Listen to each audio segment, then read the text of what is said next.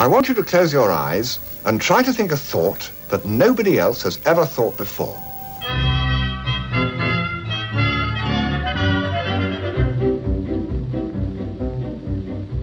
In tropical climes there are certain times of day when all the citizens retire to take their clothes off and perspire. It's one of those rules the greatest fools obey, because the sun is far too sultry and one must avoid its ultraviolet ray.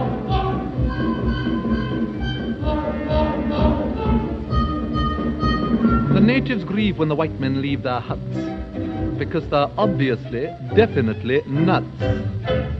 Mad dogs and Englishmen go out in the midday sun. The Japanese don't care to, the Chinese wouldn't dare to.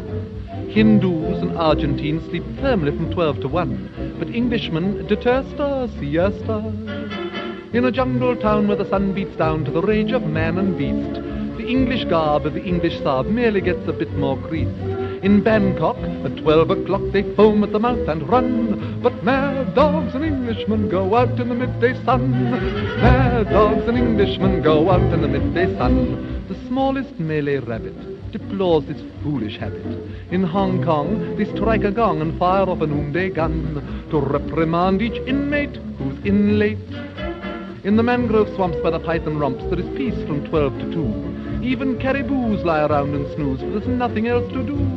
In Bengal, to move at all is seldom if ever done. But mad dogs and Englishmen go out in the midday, out in the midday, out in the midday, out in the midday, out in the midday, out in the midday, out in the midday sun.